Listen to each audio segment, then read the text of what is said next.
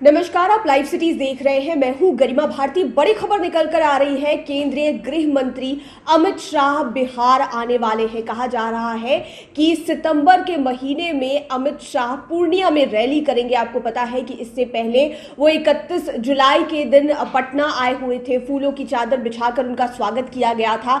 उसके बाद उनके जाने के बाद बिहार में सत्ता परिवर्तन हो गया, महागठबंधन की सरकार बनी और बीजेपी विपक्ष का हिस्सा हो गई। लेकिन अब नई सरकार बनने के बाद पहली बार केंद्रीय गृह मंत्री अमित शाह का बिहार में आगमन होने जा रहा है। कहा जा रहा है कि 23 और 24 सितंबर को पूर्णिया में उनकी रैली होने वाली है। उस रैली में अमित शाह शिरकत करेंगे। हालांकि अभी तक ये नहीं कहा जा रहा है कि क्या कुछ होने वाला है इस रैली में। आपको बता दें कि अगले महीने अमित शाह का दौरा है और पूर्णिया में ये रैली करेंगे। माना जा रहा है कि बीजेपी मिशन बिहार शुरू करेगी। आपको पहले से ही पता है कि बीजेपी एनडीए में जेडीयू के साथ रहने के बावजूद भी बिहार में अपना मुख्यमंत्री और अपनी पार्टी को और बड़ा करने को लेकर मिशन चला रही थी।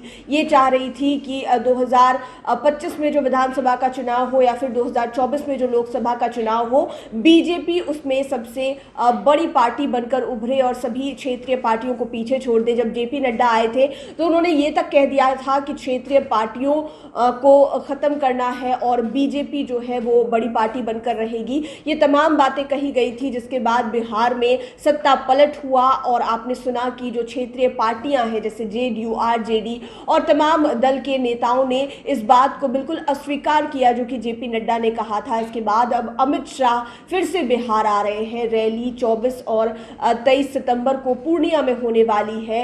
बीजेपी का मिशन बिहार जो है वो शुरू हो गया है। आपको ये देखने को मिल ही रहा होगा कि विपक्ष में रहकर बीजेपी एकदम हमलावर है महागठबंधन सरकार पर। एक एक कमी को निकाला जा रहा है। पहले दिन से ही सवाल खड़े करने शुरू कर दिए बीजेपी वालों ने कि क्या हुआ 10 लाख रोजगार का। हालांकि महागठबंधन की तरफ से इसका जवाब भी बाद में दिया गया। ऐसे ऐसे करके एक एक छोटे छोटे मुद्दे को भी बीजेपी नहीं छोड़ रही है।